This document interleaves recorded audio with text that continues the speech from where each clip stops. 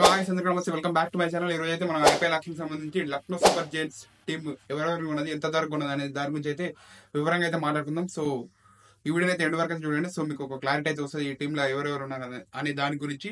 So let's get started. So ఈ video చూసి నా ఛానల్ అయితే సబ్స్క్రైబ్ అయితే చేయండి, కుదిరితే ఈ వీడియో లైక్ చేసి షేర్ కూడా చేయండి. ఎందుకంటే ఇలాంటి వీడియోలు నాకు మరింత చేయడానికి అయితే ఎంకరేజింగ్ ఉంటుంది. సో ప్రజెంట్ నాకైతే తక్కువ సబ్స్క్రైబర్స్ అయితే ఉన్నారు. సో కొంచెం సబ్స్క్రైబర్స్ బేస్ అయితే పెంచండి. సో నాకు ఎంకరేజింగ్ అయితే ఉంటుంది. So please do subscribe friends.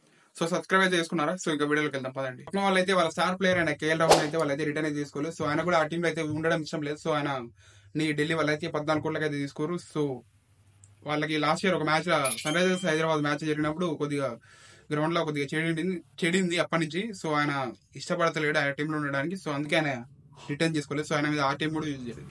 So Lucknow super Giants team అయితే వీళ్ళైతే యాక్షన్ అయితే బాగానే పెర్ఫార్మెన్స్ అయితే ఇచ్చారు. సో మంచి ప్లేయర్స్ అయితే ఉన్నారు. సో ఆన్ పేపర్ అయితే చూడడానికి అయితే బాగానే ఉంది. సో ఇంకా టీం ఎట్లా పెర్ఫార్మెన్స్ చేస్తా అనేది మనం ఐపీఎల్ అయితే చూడాలి. సో లక్నో సూపర్ జైంట్స్ వాళ్ళ రిటర్న్ ప్లేయర్స్ గురించి మాట్లాడుకుంటే వాళ్ళ ఫస్ట్ ప్లేయర్ వచ్చేసి నికోలస్ పురన్. ఈయన ఒక wicket keeper cum batter. So west Indies player. ఈయనకి 21 కోట్లు ఇచ్చి అయితే వీళ్ళైతే రిటర్న్ అయితే చేసుకోరు. సో ఈయన అయితే మిడిల్ ఆర్డర్లు అయితే బాగా ఆడతాడు. సో అందుకే వీళ్ళ ఫస్ట్ రిటెన్షన్ అయితే ఈయనకైతే 21 కోట్లు ఇచ్చి అయితే ఈయనైతే రిటెన్షన్ అయితే తీసుకోరు. సో సెకండ్ ప్లేయర్ వచ్చేసి మయాంక్ యాదవ్. ఈయనకి 11 కోట్లు ఇచ్చి అయితే వీళ్ళైతే రిటెన్షన్ అయితే తీసుకోరు. సో థర్డ్ ప్లేయర్ వచ్చేసి రవి బిష్ణా. ఈయనకి 11 కోట్లు ఇచ్చి అయితే వీళ్ళైతే రిటెన్షన్ అయితే తీసుకోరు. సో ఫోర్త్ ప్లేయర్ వచ్చేసి మొహసిన్ ఖాన్. ఈయనకి 4 కోట్లు ఇచ్చి అయితే వీళ్ళైతే రిటెన్షన్ అయితే తీసుకోరు. సో ఫిఫ్త్ ప్లేయర్ వచ్చేసి ఆయుష్ బదోని. ఈయనకి 4 కోట్లు ఇచ్చి అయితే వీళ్ళైతే రిటెన్షన్ అయితే తీసుకోరు. సో ఇప్పటి వరకు అయితే ఇవైతే రిటెన్షన్స్. సో ఇప్పుడు వీళ్ళు యాక్షన్ లో ఎవరిని కొన్నారనే దాని గురించి అయితే చూద్దాం. So the most expensive player of the IPL 2025 అయితే రిషబ్ పంత్. ఈయనకి 27 కోట్లు ఇచ్చి అయితే వీళ్ళైతే రిటెన్షన్ అయితే తీసుకోరు. సో రిషబ్ పంత్ యాక్షన్ ఉన్నప్పుడు 21 కోట్ల దగ్గర ఢిల్లీ అయితే ఆర్టీఎం యూజ్ చేసి ఈయనైతే రిటర్న్ అయితే తీసుకుందాం ఉంటుంది. కాకపోతే ఎల్ఎస్జీ వాళ్ళైతే ఒకసారి సడన్ గా 27 కోట్లు చెప్పేసరి కల్లా వాళ్ళైతే వెనక దగ్గర. సో ఈయనైతే ఎల్ఎస్జీకి అయితే వచ్చేసిండు. సో ఈయననే most expensive player of the IPL 2025. So Rishabh Pant కి 27 కోట్లు ఇవ్వడం అయితే అది వర్త్ అయితే కాదు. సో అంత రేంజ్ అయితే కాదు ఈయనది. నాకు తెలిసి 15 to 17 మధ్యలో పర్ఫెక్ట్ ఈయనకి. సో ఇప్పుడు ఈయన మీద అయితే ఒత్తిడి అయితే ఉంటది అంత మనీ తీసుకున్న తర్వాత. సో ఈయన ఎట్లా పెర్ఫార్మెన్స్ చేస్తాడో చూద్దాం. సో ఈయన అన్ని డబ్బులు పెట్టి వీళ్ళు తీసుకోవడం మీద మీ అభిప్రాయం ఏంటో కామెంట్లు అయితే కామెంట్ చేయండి. సో సెవెంత్ ప్లేయర్ వచ్చేసి డేవిడ్ మిల్లర్. ఈయనకి 7,50,00,000 ఇస్తే వీళ్ళైతే రిటర్న్ తీసుకోరు. ఇది బెస్ట్ బాయ్ అని చెప్పొచ్చు ఇది. ఎందుకంటే డేవిడ్ మిల్లర్ మంచిగా ఆడతాడు. సో అడ్డు కూడా లెక్క అయితే నిలబడతాడు. సో ఈయనకి 7,50,00,000 ఇస్తే వీళ్ళైతే రిటర్న్ తీసుకోరు. సో ఇది బెస్ట్ బాయ్ అని చెప్పొచ్చు. సో ఇంకా ఎయిత్ ప్లేయర్ వచ్చేసి ఏడెన్ మార్కరమ్. 2 కోట్లు ఇచ్చి వీళ్ళైతే బేస్ ప్రైస్ కి అయితే వీళ్ళైతే తీసుకోరు. సో ఇది బెస్ట్ బాయ్ అని చెప్పొచ్చు. ఎందుకంటే ఆ ప్రైస్ కి ఆయన రావడం అనేది వర్తే. సో ఈయన లైక్ లాస్ట్ టైం ఎస్ఆర్హెచ్ లో అయితే ఆడాడు. సో అంత పెర్ఫార్మెన్స్ అయితే గట్టిగా అయితే వేయలేదు. సో అందుకనే వాళ్ళు ఈసారి అయితే ఈయన అయితే రిటెన్షన్ తీసుకోలేదు.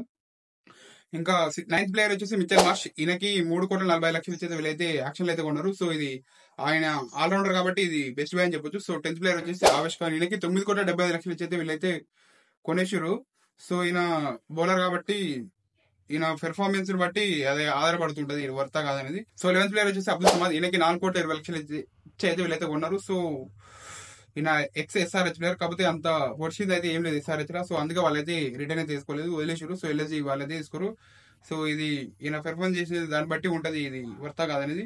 సో 12th ప్లేయర్ వచ్చేసి ఆరెంజ్ జూయల్. ఈయనకి 30,00,000 ఇచ్చైతే వీళ్ళైతే కొనేసారు. సో 11th ప్లేయర్ వచ్చేసి ఆకాష్ దీప్. ఈయనకి 8 కోట్లు ఇచ్చైతే వీళ్ళైతే కొనేసారు. సో 14th ప్లేయర్ వచ్చేసి హిమ్మత్ సింగ్. ఈయనకి 30,00,000 ఇచ్చైతే వీళ్ళు తీసుకోరు. సో 15th ప్లేయర్ వచ్చేసి ఎం సిద్ధార్థ్. ఈయనకి 75,00,000 ఇచ్చైతే వీళ్ళైతే కొన్నారు. సో 16th ప్లేయర్ వచ్చేసి దిగ్వేష్ సింగ్. ఈయనకి 30,00,000 ఇచ్చైతే వీళ్ళు తీసుకురు. సో 17th ప్లేయర్ వచ్చి షాబాజ్ అహ్మద్. ఈయనకి 2,40,00,000 ఇచ్చైతే వీళ్ళైతే రిటర్న్ చేసుకోరు. సో ఈయనైతే SRH player. So last time అయితే బాగానే ఆడిండు. సో మరి వాళ్ళు ఎందుకు రిటర్న్ చేసుకోలేదో వాళ్ళకే తెలియాలి. సో ఇది కూడా బెస్ట్ బై అని చెప్పొచ్చు. సో 18th ప్లేయర్ వచ్చేసి ఆకాష్ సింగ్. ఈయనకి 30,00,000 ఇచ్చైతే వీళ్ళైతే కొనేసారు. సో 19th ప్లేయర్ వచ్చేసి షామర్ జోసఫ్. ఈయనకి 75,00,000 ఇచ్చైతే వీళ్ళు కొన్నారు. సో 20th ప్లేయర్ వచ్చేసి ప్రిన్స్ యాదవ్, తెలుగు అనుకుంటా. 30,00,000 ఇచ్చైతే వీళ్ళైతే తీసుకోరు. సో 21 ప్లేయర్ వచ్చేసి యువరాజ్ చౌదరి. ఈయనకి 30,00,000 ఇచ్చైతే వీళ్ళు తీసుకోరు.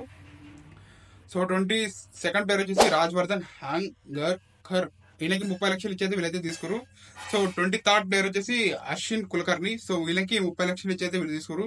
So 24th last player Matthew Breetzke. ఈయనకి 75,00,000 ఇచ్చైతే వీళ్ళైతే తీసుకోరు. సో స్క్వాడ్ చూడడానికి అయితే బాగానే ఉంది. సో లక్నో సూపర్ జైంట్స్ యొక్క నా ప్లేయింగ్ 11 అయితే నేనైతే చెప్తా. సో ఫస్ట్ ప్లేయర్ వచ్చేసి ఓపెనర్స్ వచ్చేసి మిచెల్ మార్ష్, యాడన్ మార్కర్ వీళ్ళిద్దరు ఓపెన్ చేసి పర్ఫెక్ట్ ఉంటుంది. సో మిచెల్ మార్ష్ అయితే గడవాడి ఆడిస్తాడు. సో మార్కర్ వచ్చేసి స్లో స్టడీగా వికెట్ మీద అయితే నిలబడతారు. సో వీళ్ళిద్దరు అయితే ఓపెనర్స్.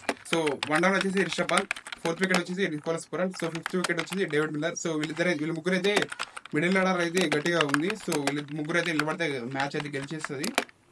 6th వికెట్ వచ్చేసి ఆయుష్ బదోని, సో 7th వికెట్ వచ్చేసి అబ్దుల్ సమద్. సో ఇక్కడ వరకు అయితే బ్యాటింగ్ అయితే బాగానే ఉంది. సో ఇప్పుడు బౌలర్స్ అయితే వస్తారు.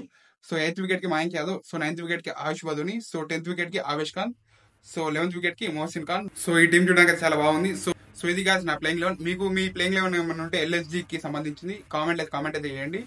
సో మళ్ళీ నెక్స్ట్ GT అంటే గుజరాత్ టైటన్స్ వీడియోలో అయితే కలుద్దాం. అంతవరకు సెలవు. జై హింద్.